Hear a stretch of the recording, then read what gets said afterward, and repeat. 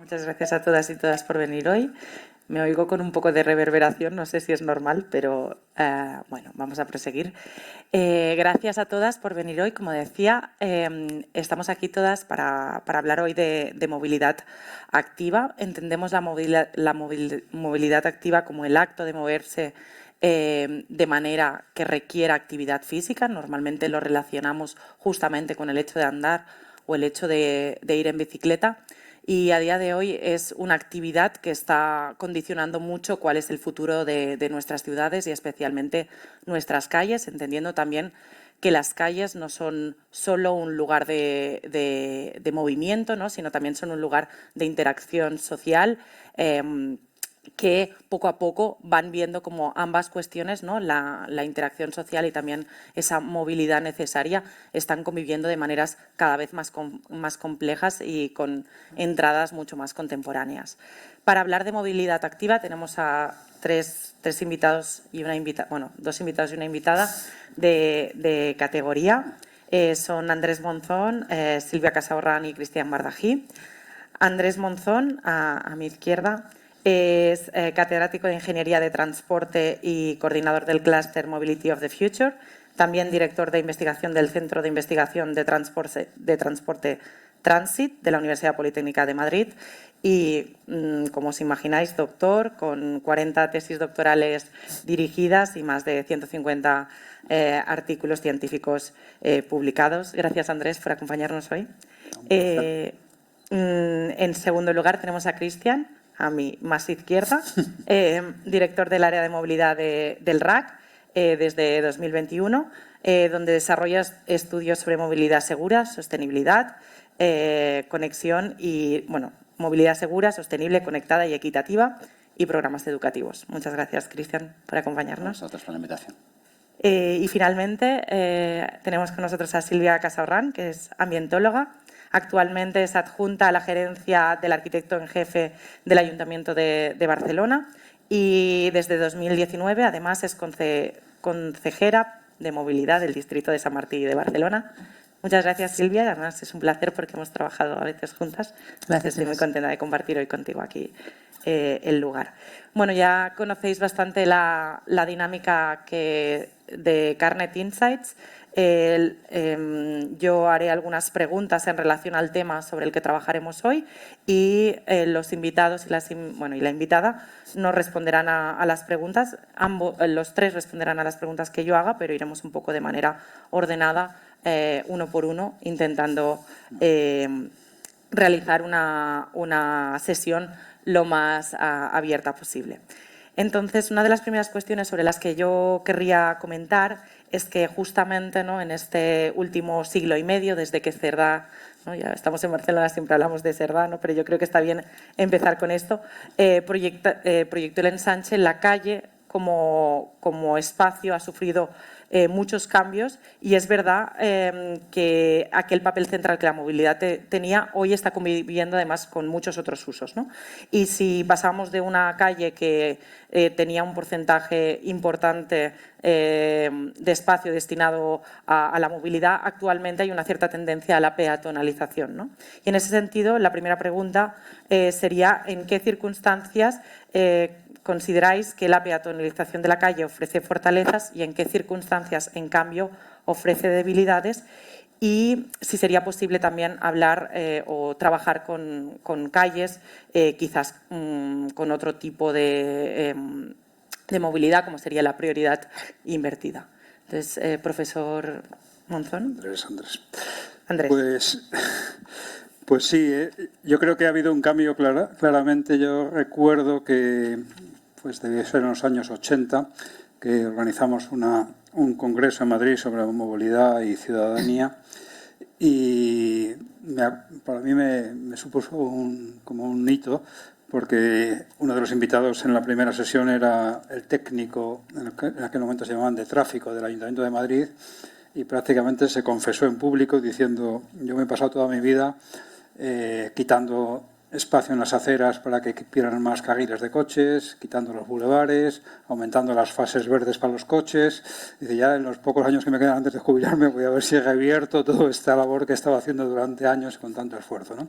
Porque el problema de la fluidez del tráfico, que era el objetivo durante años de todo el planeamiento urbano, realmente era un objetivo equivocado. Lo que hay que hacer es, efectivamente, como tú has dicho, devolver el espacio ciudadano. He de reconocer que a mí no me gusta lo de vías peatonales, porque es como si el peatón, que para mí además incluso creo que suena casi como de insulto, ¿no? Pues lo que hay que hacer es espacios, como tú has dicho, de convivencia. Una de las actividades será efectivamente la movilidad y, por tanto, caminar, pero también puede ser estar en una silla, digamos, en un bar, una terraza, o entrando en una tienda, o hablando con otra persona en la calle. Es decir, que es más bien un espacio donde hay unas actividades, y una de ellas, que evidentemente es importante, es el moverse de un lado a otro, que puede ser más o menos a prisa, ¿no?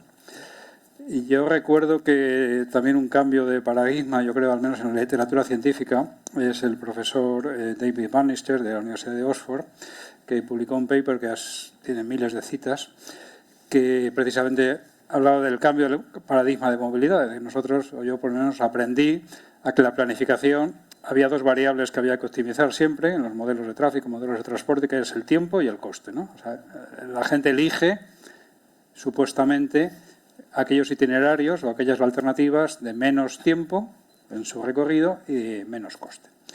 Cosa que él defendía y cada vez se ha demostrado más que son falsas, ¿no? Es decir, ¿por qué? Porque el caminar, cada vez hay gente que camina más. Caminar suele ser más lento que ir en coche. Pero hay otra serie de valores que en ese paradigma antiguo, por decirlo así, de optimizar según el tiempo, pues no se contemplaba, que es el disfrutar de ese recorrido para hacer otras actividades o para simplemente disfrutar del espacio urbano, ¿no? Y el otro tema era el coste, ¿no? Es decir, el coste hoy en día es un coste, por lo menos en el sistema de transporte público o el sistema de movilidad en las ciudades, es un coste mínimo, es un coste pequeño, ¿no? Muy pequeño en relación con los costes, digamos, en otros ámbitos de consumo, en otros ámbitos, por ejemplo, la salud, o sea, la comida, etcétera, ¿no? Por tanto, prácticamente, y esto se demuestra también, por ejemplo, ahora con estas medidas que ha hecho el Gobierno de que los ferrocarriles metropolitanos son gratis o los autobuses son la mitad, la demanda prácticamente no ha cambiado, ¿no? Y dices, el coste enorme que está teniendo y, sin embargo, con cargo al bolsillo de todos los ciudadanos, los impuestos, y sin embargo la movilidad es prácticamente igual. Creo que ha habido, al menos en Madrid, un 5% de incremento de la movilidad en cercanías, en las rodalíes, lo cual quiere decir que el coste tampoco es una variable significativa. Lo que es importante es aquel valor añadido que nos da el movernos. Y creo que en ese sentido, que el espacio urbano sea un espacio de valor añadido es la clave para que esto sea más atractivo y dejemos el coche y dejemos... Pero bueno, no quiero alargarme más porque seguro que... Silvia. Sí.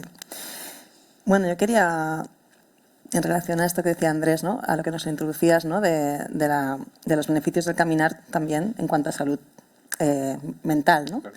Y quería empezar, ahora se me ha ido, con una cita justamente de una publicación que se llama El automovilismo ilustrado, del año 1906, que decía: ¿qué pasará de aquí 25 años cuando el automóvil reine por todas partes, en las ciudades, en el campo y en el ejército, cuando asegure los transportes públicos allí donde el ferrocarril no extienda su acción? Entonces seremos un pueblo mecánico. Hemos sido hasta ahora un pueblo artístico y literario, pero, merced al prodigioso desarrollo del automóvil, adquiriremos un espíritu metódico y calculado. Este era un presagio del automovilismo ilustrado. Esto es de 1906. En 1907, en Barcelona había 200 automóviles. Pensad que Sardá, que decías tú, Inés, planificó la ciudad, ¿no? La expansión del ensanche en los años 1860 y pico. El coche no existía. Cuando a día de hoy nos dicen: ¡ostras, os estáis cargando lo que diseñó Sardá! Entonces, Sardá diseñó las calles para el tranvía, que era el único transporte mecanizado en aquel momento. Lo demás eran caballos en aquel momento, y hasta el final del siglo XIX empiezan a aparecer los automóviles y las bicicletas. ¿Vale? O sea que eso yo creo que es algo que tenemos que tener en cuenta. Y lo que dices tú de peatón, Andrés, es que estoy totalmente de acuerdo. O sea, el peatón es a lo que convertimos al ciudadano cuando deja de tener todo el espacio público. Si vemos fotos de inicios del siglo pasado, en Barcelona, por ejemplo, o en Madrid, los peatones o ciudadanos están por toda la calle, por toda la calzada. Muchas veces, evidentemente, aún no estaba asfaltada, ¿eh? Pero la persona podía circular libremente, porque solo había tranvías, muy pocos, y carros de caballos. Entonces, esto, sobre todo, a partir de los años 60, ¿no? Es que a veces nos pensamos que las calles siempre fueron así, siempre estuvieron llenas de coches. Y es en los años 60 cuando en Barcelona pasamos de 300.000 a 600.000 vehículos matriculados. En los años 20, hace 100 años, había 4.000 vehículos. Se contaba un coche cada X minutos circulando por las calles. O sea, yo creo que esto es algo que a tener en cuenta en las discusiones del día a día de hoy. Y evidentemente en Barcelona básicamente, y en las ciudades, también en Madrid, nos movemos a pie. La mayor parte de la gente se mueve a pie. En Barcelona más del 60% cada día, para ir a trabajar, para la escuela, para ir a comprar. Y en coche apenas un 15%. 15% sumando coche y moto. En Barcelona ciudad. Si miramos, internos, ¿no? sí, si miramos, iba a aclararlo. Si miramos el ámbito metropolitano, esta cifra ya aumenta al 25%, pero aún así son una minoría. Entonces, yo creo que, y luego sobre los costes, disculpa porque voy directamente a temas que has tratado, estamos hablando de costes internalizados por la economía. Los costes externos de la movilidad, Claro. ¿no? La contaminación atmosférica, ¿qué efectos en la salud provoca? El ruido, la siniestralidad vial. En toda España, desde los años 70, hemos tenido más de 200.000 muertes de tráfico. ¿Cómo lo hemos contado esto en la economía del país? Y más de 5 millones de personas heridas graves, con secuelas para toda la vida. Esto no lo hemos internalizado. Y estos son costes muy elevados para la sanidad pública del país, ¿no? Entonces, bueno, nada, eso. Cuando hablamos de costes, me da rabia que solo hablemos del coste que cada usuario se asigna en su bolsillo, ¿no? Cuando hay unos costes sociales muy elevados según de qué modelos de movilidad. Pues, tomando un poco el hilo, ¿no? de lo que estaba comentando ahora Silvia, a mí me gustaría dar un cierto paso atrás, ¿no? Tú planteabas en la pregunta inicial, o en tu pregunta, las calles, ¿no? Y me gustaría poner encima de la mesa también la importancia de la escala. Es decir, hablamos de ciudad, hablamos de calles, pero ni todas las calles dentro de una ciudad son iguales, ni las funciones que están desarrollando esas calles en la ciudad son las mismas, ¿no? Entonces, es evidente que habrá calles que desempeñan una determinada función y, por tanto, socialmente le requerimos ciertas cosas y a otras les pedimos más o menos. Y eso, yo creo que la grandeza del Plan Sardana, que también hemos mencionado todos, era que permitía esa ductilidad, ¿no? Que diseñado en un escenario donde no había automóviles, sin embargo, ha sido útil en la época de preponderancia de los automóviles, ¿no? Y el reto ahora es, en un futuro que claramente va a menos intensidad de uso de automóviles en el centro de la ciudad, y ese menos, ¿no? Digamos, entre infinito y cero, pues es en algún punto, no sé cuál es el punto de equilibrio, cero absoluto seguramente no va a ser, infinito tampoco, ¿no? Ya el crecimiento pues, se vio que tenía límites y va a ser menos, va a ir hacia abajo. ¿Hasta dónde? Pues bueno, va a depender un poco de las funciones que le pongamos, ¿no? Si somos capaces de resolver esas necesidades de movilidad metropolitana, pues van a ser menos. Si somos capaces de resolver las necesidades que actualmente se resuelven con automóvil en el interior de la ciudad, pues van a ser menos y va a requerir menos espacio. Pero en cualquier caso, la peatonización en sí mismo, para mí lo que tiene que ver es, en esas fotos de 1920, seguro que la densidad no era la actual tampoco, ¿no? Y el reto es cómo gestionas el factor limitante que tienes en las ciudades, en la mayoría de las ciudades, y en las mediterráneas y en Barcelona, seguro que es el espacio, ¿no? Mucha gente, mucha intensidad de usos diversos, compitiendo, conviviendo, depende de cómo te lo mires, ¿no? Si es el tuyo es conviviendo, si es el del otro compite porque te expulsa tu uso por un espacio que es limitado, ¿no? Y ahí ese punto de equilibrio, que es dinámico, porque depende de las necesidades, ¿no? Del signo de los tiempos, de cómo respiran los vientos, pues es un equilibrio que es dinámico y es un espacio de negociación continua, ¿no? Y entonces, yo creo que ahora, claramente, ¿no? Habrá más espacio para la movilidad activa. Sí, ese es el signo de los tiempos. Y tú decías, le hemos dedicado mucho espacio a la movilidad. Bueno, movilidad, pero movilidad que no era estrictamente de desplazamiento de peatones, ¿no? En Barcelona es paradigmático la flexibilidad de usos que han permitido los chaflanes, ¿no? Un chaflán es que era un espacio, bueno, vacante, que no teníamos definido, que podía ser aparcamiento, que muchas veces ha sido aparcamiento, pero te permitía, pues no sé, ubicar contenedores de basuras, una parada de taxis, zona de carga y descarga reservada.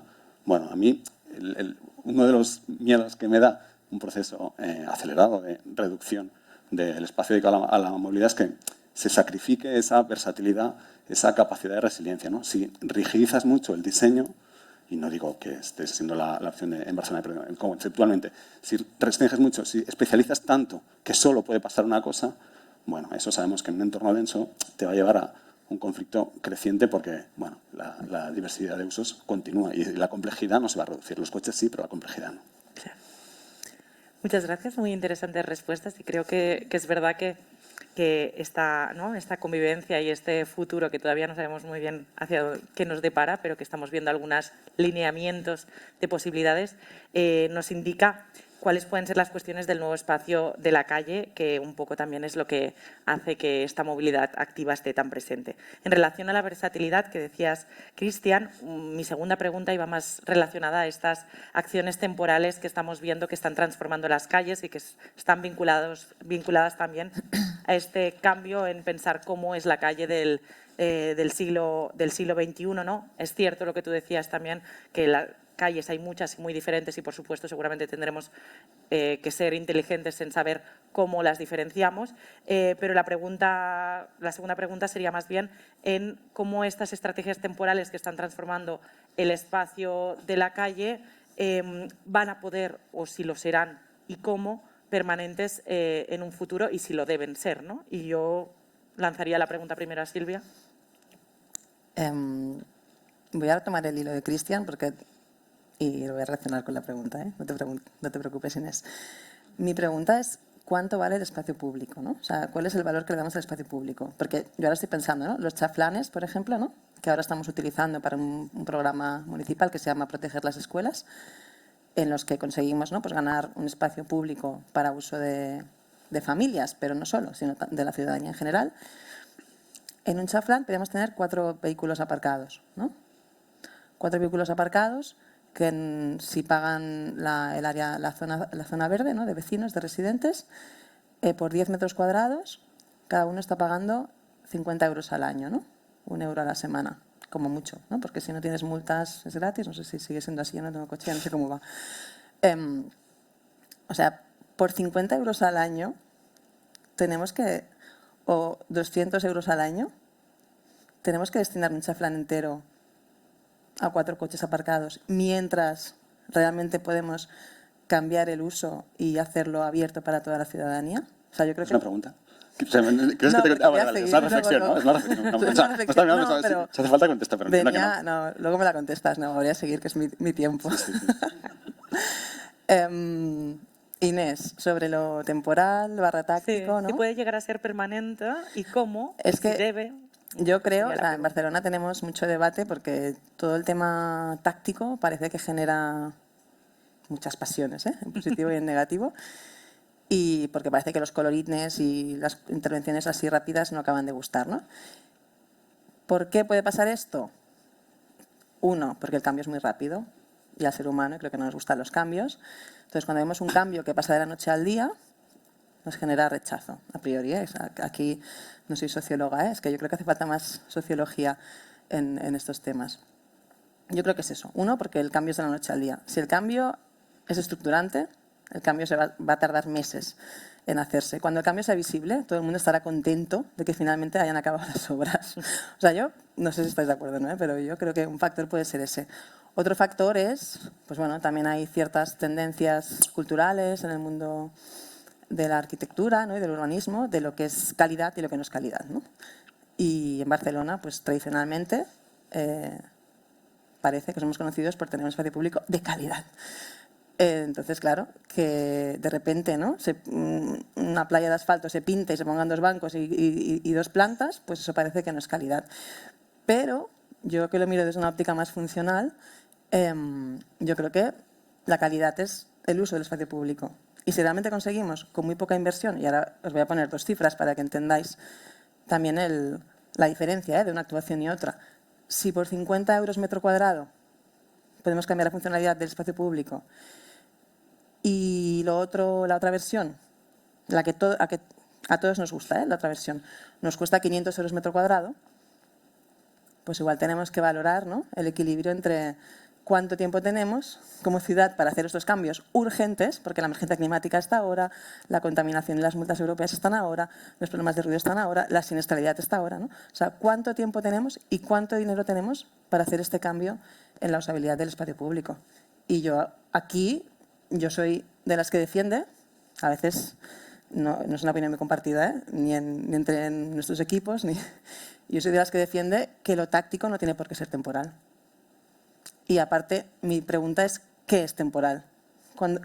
¿De qué temporalidad hablamos? ¿5 años? ¿10 años? ¿20 años? Sí, yo creo que, bueno, en esto, las soluciones de urbanismo táctico que aquí en Barcelona yo creo que se visualizaron fundamentalmente a raíz de la pandemia, ¿no? Cuando estalló la pandemia de COVID-19 y, bueno, ¿no?, en aquel momento de estar encerrados en casa, pues de repente, ¿no?, cuando empezamos a salir, se desencadenaron determinadas actuaciones para modificar el espacio público. En aquel momento, claro, era evidente que tenía que ser rápido y como decía Silvia, ¿no?, poder ser en mínimo coste, porque yo creo que lo que genera más desasosiego es este carácter de provisional, ¿no?, de esa incertidumbre de no saber si, ya, pero esto es para quedarse o lo que no. Y sí, el factor calidad, pero calidad, ya, yo creo que eso nos lo tenemos que sacar de encima, ¿no? Es una presión que es como, bueno, calidad, al final seguro que habrá calidad.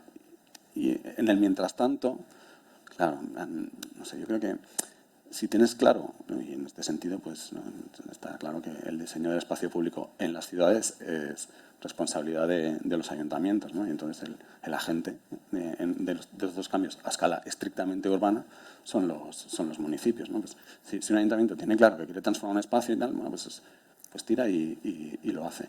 Y desde el punto de vista de los ciudadanos, de los usuarios, porque aquí como en el área de movilidad del RAC lo que intentamos es ponernos en la piel de los usuarios, ¿no?, mirar a través de sus gafas y ponernos en sus zapatos y intentar movernos como cuando te mueves, que es lo que sientes, ¿no? Lo que más desasosiego creaba era esa sensación de saber, ya, pero esto luego quitaremos y la acera volverá a ser aquella o no. Recreceremos y la acera volverá a ser esto, ¿no? Yo creo que ya está un poco la tensión. Y ahora que parte de esos cambios se están consolidando en físico, ¿no?, ya no es una transformación temporal, sino que está tendiendo a una transformación definitiva, yo creo que la controversia no es tanto si no, táctico o no táctico, sino si habrá una rigidización en los usos o no, ¿no?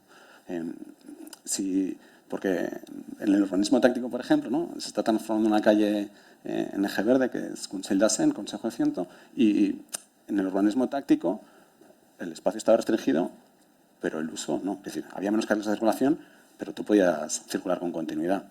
En configuración definitiva, tal como está definido ahora, no habrá solo un cambio de forma física, sino que habrá un giro obligatorio, ¿no?, a cada manzana. El uso, el espacio te invitará a salir. Y bueno, eso ya es otra cosa, ¿no?, porque no es simplemente que se hayan ensanchado las aceras, sino que estás repartiendo los flujos de manera distinta, estás modificando el equilibrio. Y eso, bueno, pues como decía Silvia, como personas curiosas, necesitas tiempo, explicarlo, entender que habrá unas ventajas. Y yo creo que ahí el factor tiempo, hacerlo corto, pues no permite o dificulta explicarlo, analizarlo, evaluarlo y poder ponderar sí o no ventajas e inconvenientes, ¿no? Y yo creo que sea provisional es lo que le da esa pátina de controvertido. Bueno, yo no conozco, yo estoy refiriendo a esto de los ejes verdes, que, bueno, conozco de haber leído, pero tampoco lo he vivido. Pero a mí me gustaría como que compartiéramos este foco, que me parece a mí que estamos yendo al centro de la ciudad principal, y es que la gente no vive en su mayoría en el centro de Madrid, Barcelona, Valencia, etcétera, sino que vive en las periferias, ¿no? Y yo que nuestro centro de investigación llevamos una cosa que se llama el Observatorio de la Movilidad Metropolitana, vemos con miedo y con alarma que la el nivel de motorización efectivamente está reduciéndose en las grandes ciudades, pero sin embargo está creciendo de manera exponencial en las periferias urbanas y en las ciudades medias. Es decir, que por ejemplo, esta mañana estoy viendo unos datos de Cáceres. Cáceres no llega a 100.000 habitantes. Pues un 25% de los habitantes de Cáceres vive en casas o en unidades familiares donde hay más de 2 coches, 2 más coches. En Madrid es solamente el 5%. Es decir, que en la grande ciudad, en fin, tienes un coche para la familia porque te cuesta más, porque no puedes aparcar, lo que habéis dicho, etcétera. Pero creo que a veces se transmite como si todo sucediera en el centro de la ciudad, pero la inmensa mayoría de la gente no vive en el centro de las grandes ciudades, sino que vive en la periferia, ¿no? Y lo mismo pasa en la periferia de Madrid, ¿no? Es decir, que en Madrid no tanto como en Barcelona, pero la movilidad a pie es muy importante, es aproximadamente el 45%. Pero si te vas a la periferia, es el coche el dominante, ¿no?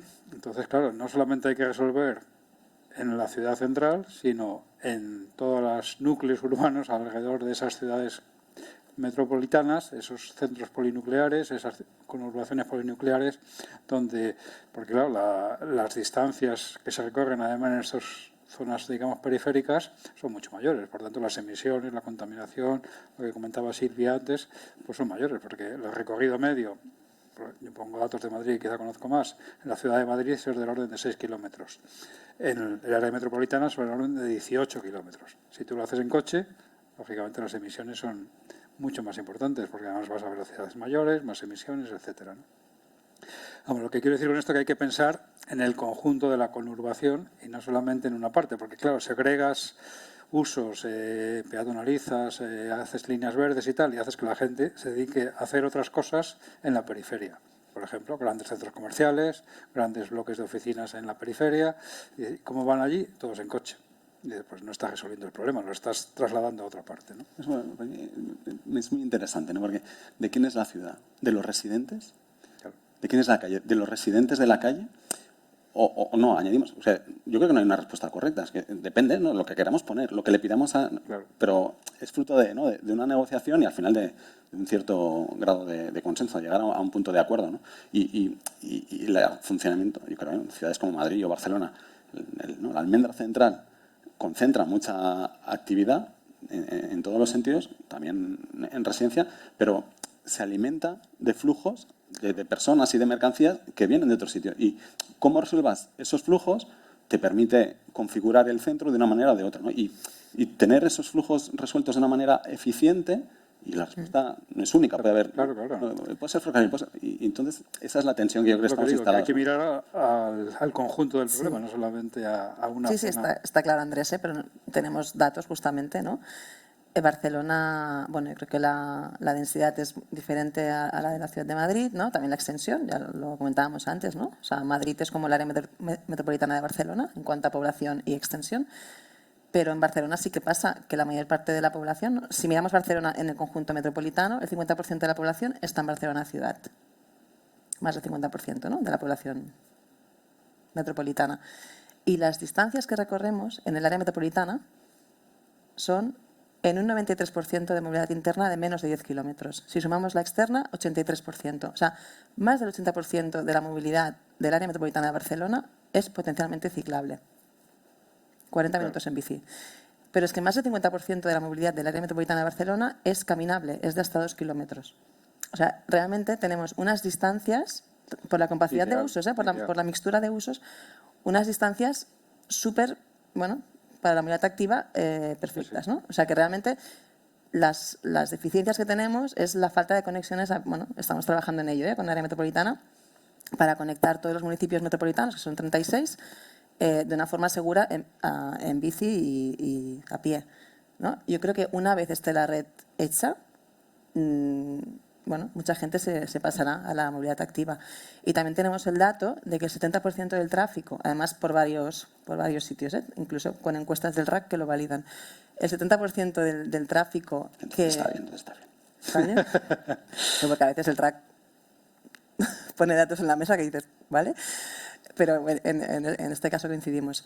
El 70% del tráfico que entra y sale de Barcelona tiene origen y destino municipio con metro, con servicio de metro, ¿eh? No te digo ya ferroviario, porque aquí las cercanías a veces, con servicio de metro, o sea, con un metro, con un tren cada 2 minutos, como mucho 4 minutos, según la línea, ¿no?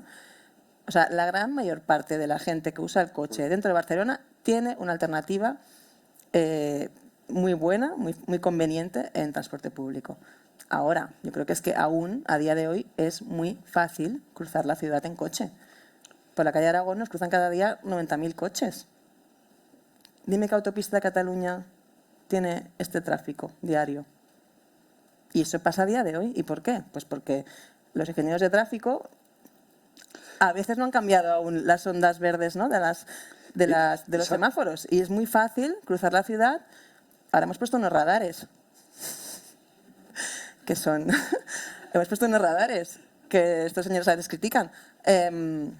Y esto pues va a ayudar a controlar en determinados puntos las velocidades, pero es que es fácil circular por Barcelona a 70 kilómetros por hora. Es una realidad. Y yo iría un poco más. Es decir, ¿y por qué la gente puede venir en coche a Barcelona? Porque puede dejar el coche aparcado en algún sitio. Exacto, sí, sí. A lo mejor lo que tú decías antes. Entonces, yo creo que esto es un tema de manual de ingeniería de tráfico. Es decir, si no puedes aparcar el coche, no vienes en coche. Entonces, la clave o la herramienta más potente que hay de gestión del tráfico es, pues, evidentemente... Sí, no, en Barcelona, de hecho, casi toda la superficie está ya regulada. O sea, el aparcamiento en superficie está regulado, ¿no? Sí, casi todo, ¿eh? No llega al 100%, pero casi. Pero sí que es cierto que hay mucha oferta de aparcamiento y muchas empresas que ofrecen aparcamiento. Y lo malo también es que se sigue usando el centro de la ciudad para cruzar la ciudad, para ir de norte a sur, en vez de las rondas, ¿no? O sea, pasa esto, es que nos cruzan más coches por el ensanche de Sardá que por las rondas. De todas maneras, en esos 90.000, en ese cómputo de 90.000, no todo es tráfico de paso, ¿no? Es decir, ahí están también contadas relaciones internas de ciudad, ¿no? No, yo eso quería decir, si generas nueva oferta, de carril bici o de aparcamiento, y la demanda no te acompaña, o dices, es que, ¿no? el concepto este de hay un número elevado de desplazamientos en vehículos se realizan en relaciones origen-destinación que están servidos, o sea, existe oferta de transporte público. Pero en cambio el usuario no lo usa. Bueno, yo creo que no es una cuestión de oferta, es una cuestión de calidad de la oferta y es una cuestión también de que no todos los usuarios... Metro. No, pero quiero decir, que tengas metro en tu municipio no quiere decir que te quede cerca de tu domicilio, ¿no? Y el área metropolitana, bueno, enseguida estamos entre el mar y la montaña, entre los ríos, enseguida tienes algunas cosas si quieres para... ¿no? Y luego hay circunstancias personales, que es que tú igual viajas solo, igual acompañas a alguien, viajas solo, entonces no tienes excusa, pero si acompañas a alguien, o vas muy cargado, o un día tienes polidestinos, porque empiezas aquí y luego allá tal. Bueno, es decir, las movilidades necesarias no son estrictamente trayectos de punto a punto. Entonces, para resolver todas esas funcionalidades, porque todo eso, esas funcionalidades, todo eso, se lo cargamos a la ciudad, pues hace falta multiplicidad de respuestas. Si queremos, bueno, ¿no? conservar el nivel de bienestar que hasta ahora, si eso también está en la ecuación, y eso es voluntad de los que estamos compartiendo este espacio y este tiempo, qué peso le ponemos a cada factor de la ecuación, pues tener esa versatilidad, esa resiliencia, esa capacidad también de moverte en superficie con un modo de transporte, digamos, individual. Contaminante, ruidoso. Bueno, pero todo eso, es decir, no todos los coches son contaminantes, no todos los coches son ruidosos en local, ¿eh? En global es otro disco. Pero NOx, hay coches que no generan NOx, ruido, hay coches que no generan ruido. Esos podrán pasar y me da igual. El bus, la bici, la bici eléctrica, la moto eléctrica, el patinete, bueno, al final la diferencia es sutil. Es útil. En la bici todavía sudas, pero en moto o en patinete sudas, que hay actividad física. Pero... Bueno, si comparamos a nivel de siniestralidad vial... Justo en relación bueno, es que ya íbamos a la siguiente pregunta. No, pero me ha parecido interesante, como antes, Silvia, cuando has comentado lo de la temporalidad, justamente esta cuestión de... La pregunta siguiente no es sobre esto, pero hago un comentario, que me parece interesante porque realmente temporal todo puede llegar a ser temporal o que es un tema de espectro también, ¿no? Lo que pasa es que sí que es verdad que sería interesante saber qué evaluaciones hacemos sobre estas cuestiones que parecen inicialmente tácticas para saber si tienen que ser o no permanentes, ¿no? Esto quizás era un poco como la intención de la pregunta. Y me ha parecido también interesante lo que comentaba Andrés sobre el tema este de las periferias urbanas, ¿no? Porque muchas veces es verdad que centramos como nuestro foco en el centro de la ciudad, ¿no? Y tenemos muchas, ¿no? Estas multiplicidades de ciudades, ¿no? que a veces no consideramos. Y la verdad es que la tercera pregunta es un poco diferente porque tiene que ver justamente con estos dispositivos eléctricos individuales, ¿no? Lo que comentaba ahora Cristian sobre las e-bikes, los e-scooters, los patinetes eléctricos, que claro, cuesta saber si son movilidad activa o no, ¿no? Porque claro, en algunos generas actividad física, ¿no? La bicicleta eléctrica un poco, en los otros normalmente no las generas, pero muchas veces están compartiendo lo que antes decía Silvia, infraestructura con las bicicletas, también con los peatones, etcétera, etcétera, ¿no? Y un poco la otra pregunta sería justamente esta, ¿no? ¿Cuál sería este futuro de este tipo de vehículos que la verdad es que han irrumpido fuertemente en nuestras ciudades? Y yo no sé si además podrían ser un futuro para las ciudades estas intermedias o incluso para estas periferias urbanas. ¿Cuál es o qué creéis vosotros que sería el futuro de este tipo de vehículos y si necesitan su propia infraestructura o no, o si la tienen que compartir con las bicicletas o con el vehículo motorizado, o un poco esta sería la otra pregunta. Cristian, si quieres empezar. Pues, mira, desde el RAC, que nos preocupa cómo se mueve, ¿no? Desde el punto de vista de usuario, ya hemos elaborado cuatro barómetros de bicicleta urbana en Barcelona y 2 barómetros de VMP, de vehículo de movilidad personal, patinetes, en Barcelona también. Es decir, que hemos intentado, ¿no? Entender el fenómeno y en la corta serie que nos dan 4 ediciones del barómetro de bici y 2 del de patinete, ver si la foto se mueve. Por cierto, este año se me incorporó la mirada metropolitana, ¿no? Al principio hacíamos encuestas y observaciones solo en el núcleo del municipio de Barcelona y este año hemos hecho en los puntos de contacto con el área metropolitana. Y bueno, está claro que son soluciones de movilidad que están creciendo, que seguirán creciendo, ¿no? porque así lo manifiestan los usuarios en sus preferencias declaradas. Lo que piden ambos es infraestructura segregada respecto al vehículo motorizado, pero respecto al vehículo de una velocidad superior y que le genera inseguridad. El ciclista o el ciclista o el patinador no se preocupan tanto del peatón, es el peatón que luego se preocupa de un vehículo que circula de manera normal, habitualmente a una velocidad superior, y ciclistas y patinadores piden infraestructura reservada y resolver el aparcamiento, porque el aparcamiento no está resuelto en las calles, ¿no? En general, en Barcelona, pero tampoco en clave metropolitana, ¿no? Y bueno, eso irá más. Luego, a partir de ahí, ¿tiene futuro o no tiene futuro? Hombre, pues yo creo que para la ciudad, si una persona utilizaba un coche y se pasa a la bicicleta o al patinete, la ciudad objetivamente gana. Porque hemos dicho, ¿no?, que en la ciudad el principal problema es el espacio. Tenemos poco espacio. Si tú, que tu opción de movilidad es individual, pero en vez de ocupar el espacio que ocupa un coche, utilizas una bicicleta o un patinete, el balance social es positivo. Pero ¿qué nos dan las encuestas de estos observatorios? Que mayoritariamente la gente que se sube a la bicicleta o al patinete no proviene del transporte privado, viene del transporte público. Ahí, el negocio, ¿no?, o el balance para la ciudad ya no es tan evidente. Si conseguimos que la gente que se monta en la bici y se sube al patinete venga, o sea, mayoritariamente del transporte privado, eso es, ¿no?, avanzas en una dirección.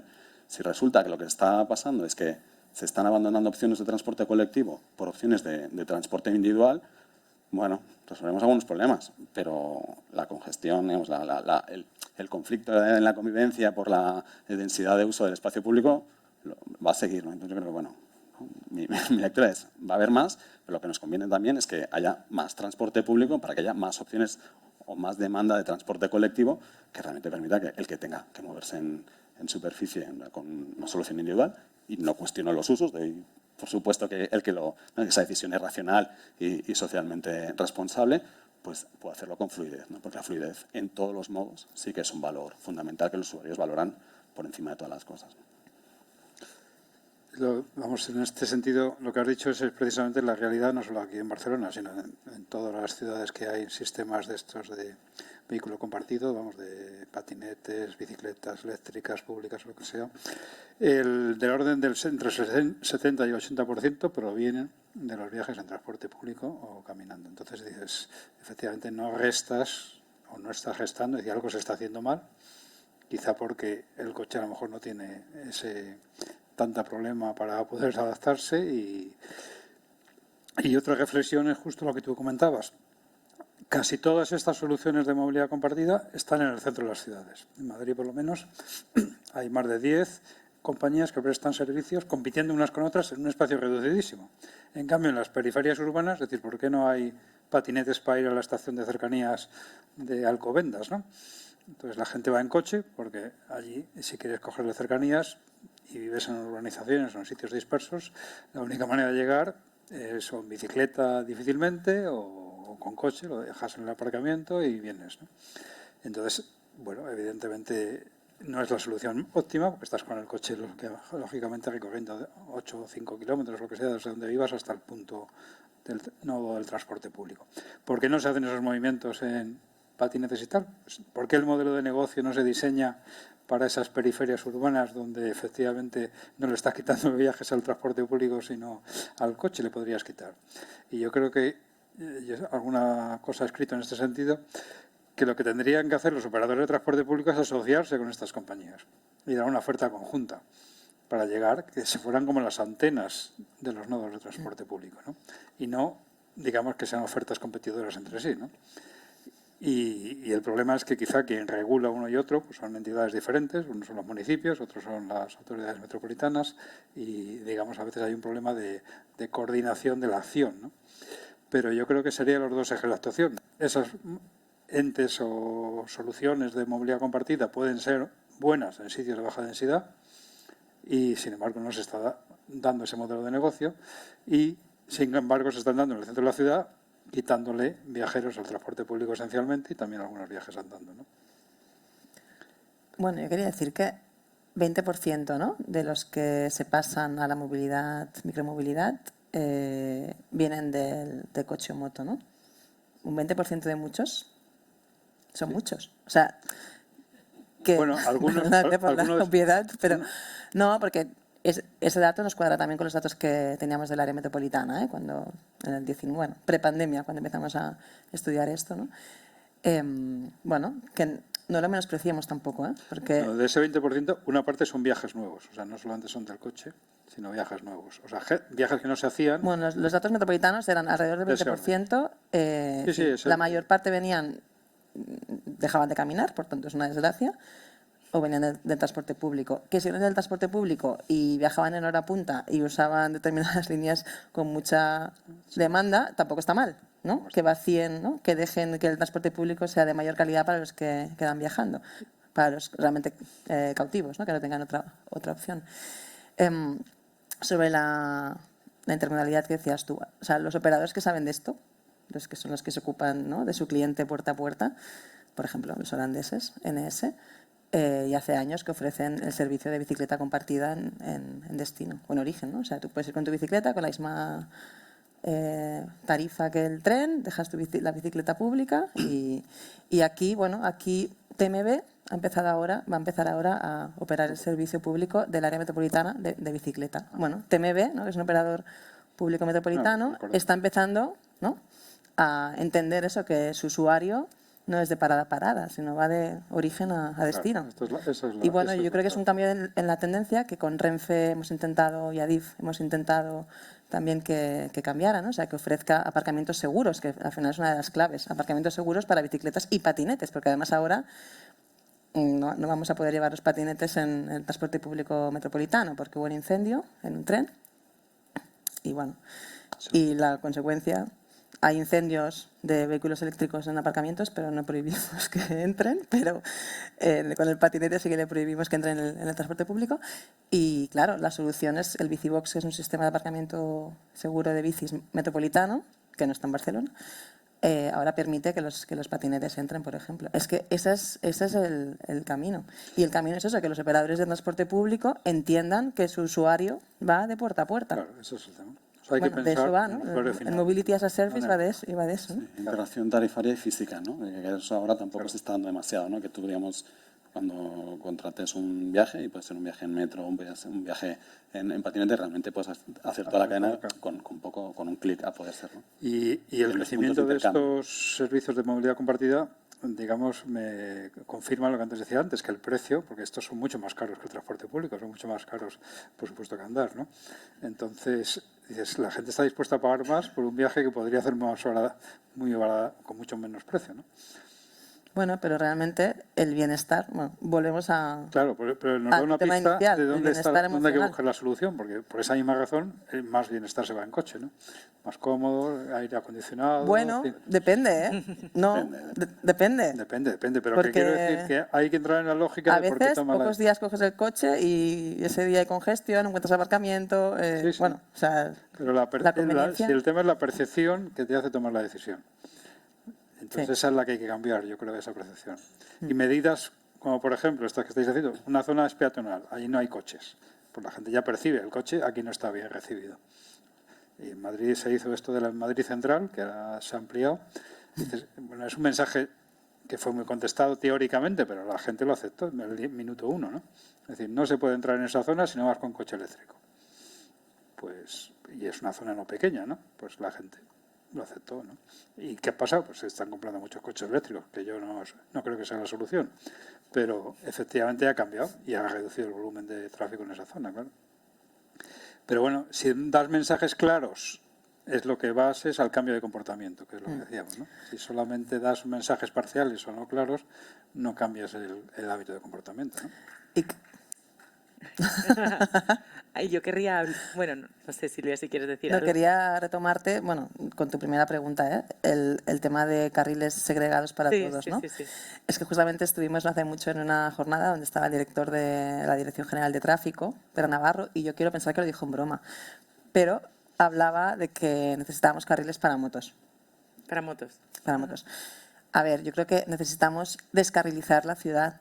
O sea, el espacio público, ¿no? Como decía Cristian, es tan limitado que tenemos que aprender a compartirlo. Y eso pasa sí o sí, ¿no? Primero, por respetar velocidades, ¿no? Por compartir espacios y por cuidarlos unos a otros y por mucha educación vial, evidentemente, que ese es el temazo que en este país aún no hemos empezado. Hemos empezado a hacer carriles bici y ya hace años que hacemos, pero con educación vial vamos 50 años tarde si nos comparamos con otros países como Holanda, por ejemplo. Y yo creo que es eso, es el cuidarnos unos a otros, el mirarnos, ¿no? El que va con un camión cuide al del coche, el que va con el coche cuide de la moto, el que va con la moto cuide de la bicicleta, el que va con la bicicleta cuide del peatón, ¿no? Y todos, o sea, mirándonos, y eso se puede permitir si vamos a velocidades lentas. Entonces yo abogo por lo que han hecho ciudades como Bruselas o París. Y así con los radares no tenemos tantos problemas. Toda la ciudad a 30 y a cumplir las velocidades. Y no harían falta ni carriles bici, porque podríamos ir por calzada, bicicletas, patinetes, taxistas, coches, motos, si nos respetáramos unos a otros. Para mí es la solución. Pero bueno, aún estamos lejos de respetar las velocidades. De todas formas, Tenemos... Ay, no. iba a abrir al Otro público tema. preguntas, Bueno, pero pues nada, si, mejor. No. ¿Sí? ¿Os parece? Vale. Pues no sé si hay preguntas entre el público. ¿Sí? A ver... No, lo que no vemos es el público. Sí, no. Hemos deslumbrado. Bueno, muchas gracias. Pero pasamos a abrir, que yo creo que sí. ¿Tiene micrófono o algo? Ahora ya, ¿no? Ahora os traen el micro.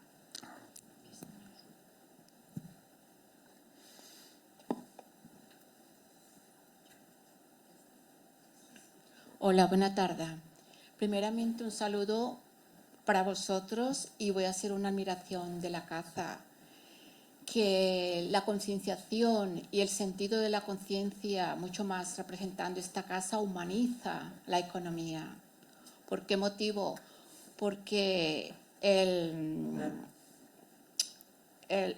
último conferenciante que dijo que se tiene que tener una claridad dentro de lo que es la utilidad, dentro de lo que es un concepto, dentro de lo que es una gestión. Y esto es maravilloso. ¿Por qué motivo? Porque si estamos dentro de lo que es una economía, que es hacer una transformación dentro de lo que es la estructura para una interacción de una naturaleza humana, que es la gente, se necesitan dos sentidos muy importantes. La concienciación de humanizar cualquier proyecto, por muy mínimo que sea, porque si la señora del ayuntamiento ha dicho que ella no es socióloga, ya es hora que se conciencie todo aquel hombre que hace una labor artesana para una gestión de cualquier proyecto donde haya una movilidad social. ¿Por qué motivo? Porque yo termino con esto, porque hay dos cosas muy importantes. El urbanismo tiene que ir muy primordial dentro de lo que es una arquitectura para esa movilidad esquelética mental dentro de lo que es una ciudadanía. Se necesita dentro de esa urbanización ese color verde que nos da una sombra, que nos da un reposo, que nos da un sosiego y que nos da un sitio donde reposar para hacer una interacción con el que está al lado. Y esto tenemos que conquistarlo. Ahora bien, dentro de esa interacción arquitectónica y dentro de esa interacción social que hay una comunidad, dentro de una sociedad, también es necesario diferenciar dos cosas, y lo digo con todo respeto porque yo adoro a la Casa SEA porque humaniza la economía. Tenemos que enseñar a nuestra juventud, a nuestros niños, a nuestra infancia y todo aquel hombre que está comprometido para ser artesano dentro de lo que es una interacción académica para explicar un proyecto, dos cosas. Que se sepa diferenciar que el concepto herramienta tiene un precio por ser un instrumento que nos da una movilidad como puede ser el coche, una comunicación que puede ser el teléfono y hasta el mismo dinero. Pero el otro más importante, que es el número 2, que debemos de concienciarnos, enseñar, prevalecer, exponer, es ese sentido intrínseco que es el valor de la dignidad, de esa sensibilidad, de esa parte emocionalista por el mismo hecho de existir dentro de lo que es una interacción dentro de una sociedad que es la arquitectura, el urbanismo. Y yo con esto digo, muchísimas gracias. Yo os pongo de ejemplo a vosotros.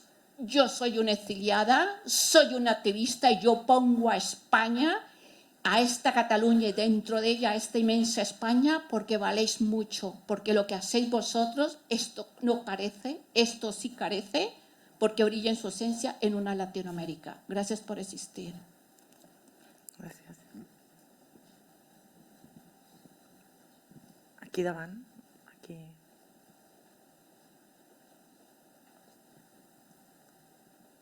Hola, buenas tardes. Cristian Bardagí antes ha comentado en una de sus respuestas que el nivel de bienestar, bueno, dejaba entender que el nivel de bienestar de muchas personas dependía de la comodidad de disponer de un transporte motorizado puerta a puerta, porque hablaba de no renunciar a ese nivel de bienestar. Yo cuando he leído estudios o encuestas, trabajos, donde hablan del nivel de bienestar de las poblaciones, aquí se tienen en cuenta otros factores. No me suena que se le pregunte a la gente si vas puerta a puerta a tu destino. Con lo cual, el nivel de bienestar depende de una seguridad cuando sales a la calle, depende de vivir en un ambiente en el que te sientas bien, y aquí la contaminación y el ruido van en contra del nivel de bienestar. Entonces, haciendo esta reflexión, si estamos pensando que solo un 25%, o sea, me parece que era el número máximo, que se movían dentro de la ciudad en coche, y por tanto consideran importante para su bienestar esta comodidad de estar puerta a puerta en un transporte a motor, el bienestar del resto de la población, que tiene en cuenta otros factores, ¿cómo justificarías que el resto de la población no pueda llegar a mejores niveles de bienestar? Porque esta definición de bienestar, que es la comodidad, no la podamos transformar, no podamos realmente hacer que ir por Barcelona en coche sea un infierno en general. Porque en el fondo estamos hablando de que lo que decía Silvia, si puedes atravesar la ciudad en 15 minutos o en 20 minutos en coche, obviamente no te planteas hacerlo en bicicleta en media hora. Con lo cual, una cosa, si queremos potenciar una movilidad activa, en el fondo tenemos que desanimar a la gente a la otra movilidad.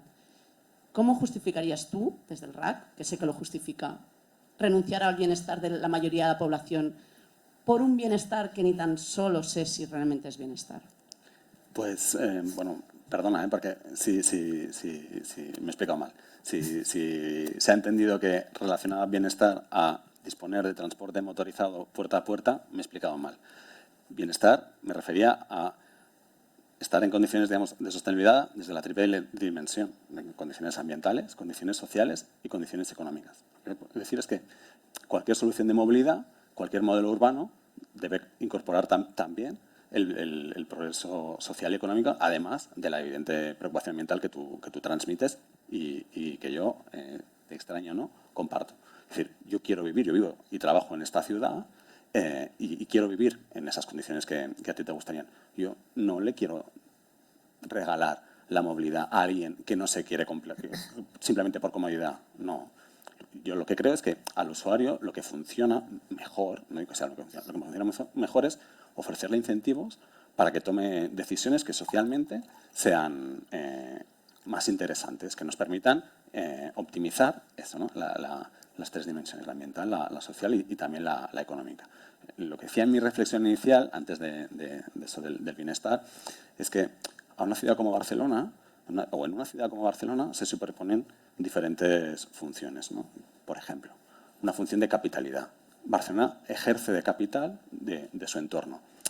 El perímetro de ese entorno cada uno lo pone donde quiere, ¿no? Somos una capital global, somos una capital europea, somos una capital mediterránea, somos una capital de Cataluña, somos una capital comarcal, y ahí cada uno, ¿no? Y lo que digo es que en las calles de Barcelona, en el sistema de movilidad de Barcelona, ese efecto de capitalidad necesita una plasmación física.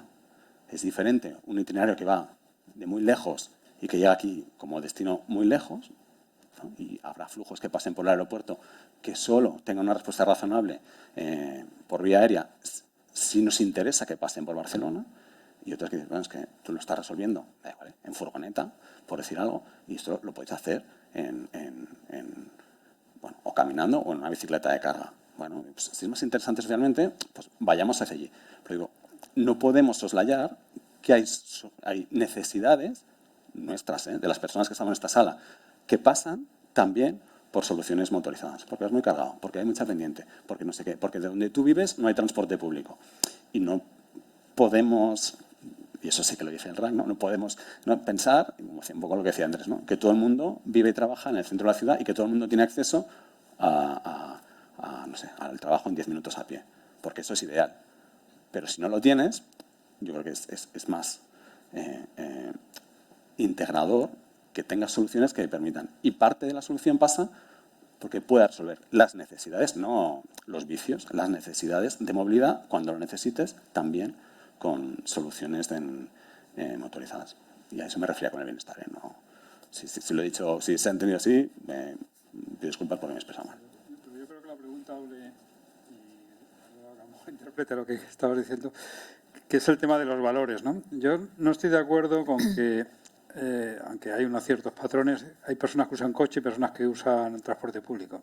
Yo más bien creo que, dependiendo qué tipo de trayecto, es un poco a lo mejor que decías, usas una cosa y otra. A veces le digo a mis alumnos, si tu niño se pone enfermo a las 2 de la mañana y tienes que llevarlo al hospital de urgencias, no puedes esperar que haya un patinete o un taxi esperándote para llevarte. Coges el coche y lo llevas, es lo más eficiente probablemente, ¿no?